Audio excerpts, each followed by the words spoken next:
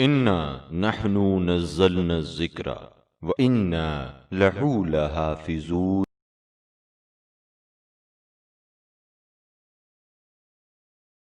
اعوذ باللہ من الشیطان اللعین الرجیم، بسم اللہ الرحمن الرحیم۔ رب اشرح لی صدری ویسر لی امری واحلل عقدۃ من لسانی یفقہوا قولی، اللہم صل علی محمد وآل محمد وعجل فرجہم۔ السلام علیکم ورحمۃ اللہ وبرکاتہ۔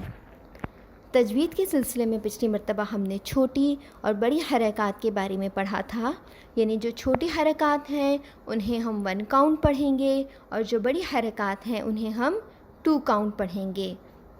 تو آج ہم اس کی مشق کریں گے، یعنی کہ جو چھوٹی حرکات ہیں زبر، زیر اور پیش، انہیں ہم 1 کاؤنٹ پڑھتے ہیں، مثلا حمزہ زبر ا، اور اگر بڑی حرکت ہے حمزہ الف زبر آ یا حمزہ کھڑا زبر آ تو پھر انہیں ہم 2 کاؤنٹ پڑھیں گے، ٹھیک ہے۔ تو اب ہم چھوٹی اور بڑی حرکات کی مشق کرتے ہیں۔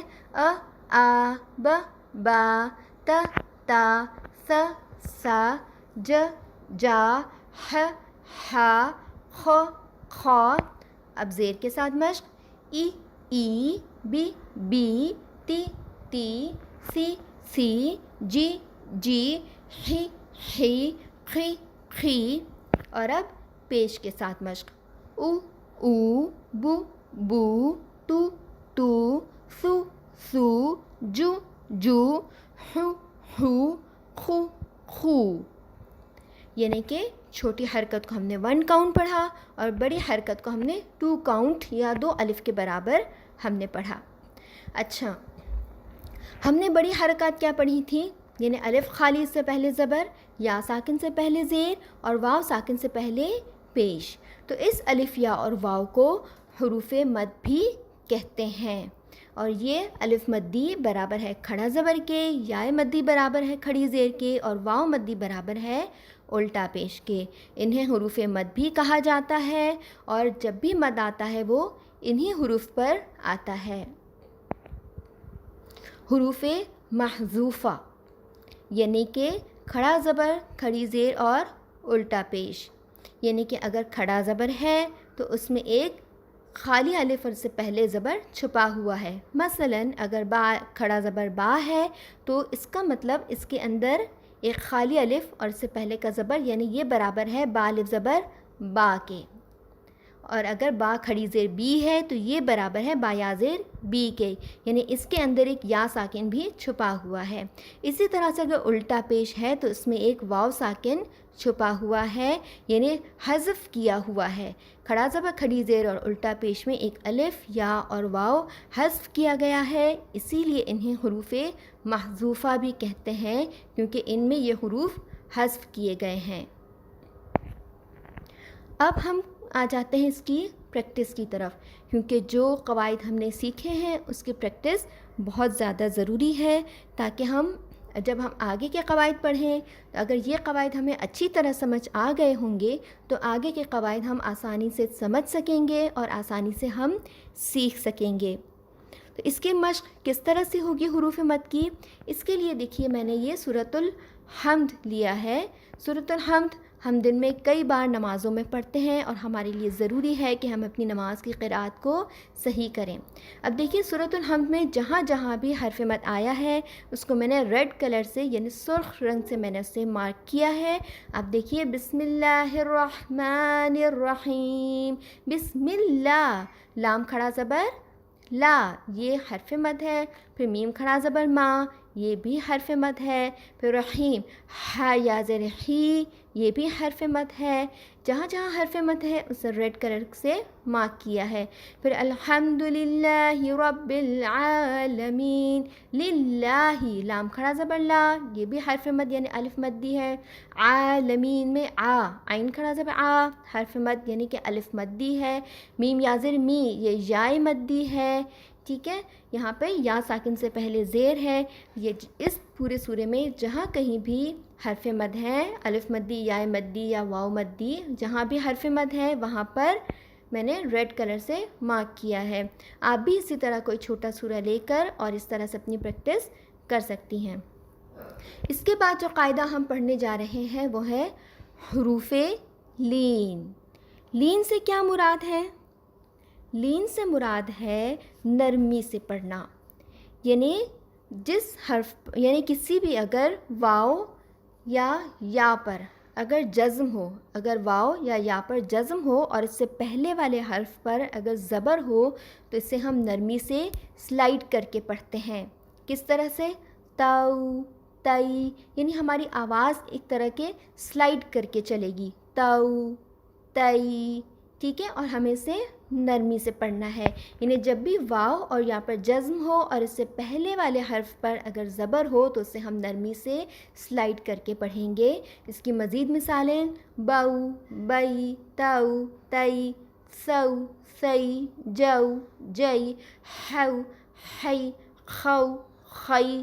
یعنی ہمیں اگر واو پہ جزم ہے، اس سے پہلے زبر ہے تو ہم نے واو بھی پڑھنا ہے اور اس سے پہلے کا زبر بھی پڑھنا ہے. باؤ یعنی زبر بھی ہوا، واو بھی ہوا. اور یا پر جزم اس سے پہلے زبر ہے تو یا بھی پڑھنا ہے، اس سے پہلے والا زبر بھی پڑھنا ہے. بئی، بئی یعنی زبر بھی پڑھا اور واو کا ساؤنڈ بھی ہم نے دیا. اسے ہم کہتے ہیں حرف لین. اس کی مزید مثالیں ہم پڑھتے ہیں نا، لبیک اللہم لبیک، لبیک. اسے عام طور پہ اردو اگر لہجے میں پڑھا جائے تو کس طرح پڑھتے ہیں؟ لبیک یا لبیک. یہ عربی میں اس طرح نہیں پڑھا جاتا. عربی میں کس طرح پڑھا جائے گا؟ یعنی با پر زبر ہے، اس کے آگے یا پر جزم ہے تو اسے پڑھا جائے گا لبیک. اب مزید یائلین اور واولین کی مثالیں. یائلین کی مثالیں پہلے بالغیب، غیب یعنی کہ اسے غیب عربی لب لہجے میں پڑھا جائے گا. اردو لب و لہجے میں کس طرح پڑھتے ہیں؟ غیب، غیب. ٹھیک، اسے ہم اس طرح عربی میں نہیں پڑھ سکتے. اسے ہم پڑھیں گے بالغیب، علیہم، علیہم، طیرن. پھر واولین کی مثالیں خوف، فوقہم، التوراہ. اگر خوف اردو لہجے میں پڑھا جائے تو کس طرح پڑھیں گے؟ خوف، خوف. ہم عربی لب لہجے میں صحیح طریقے سے کس طرح پڑھیں گے؟ خوف، خوف.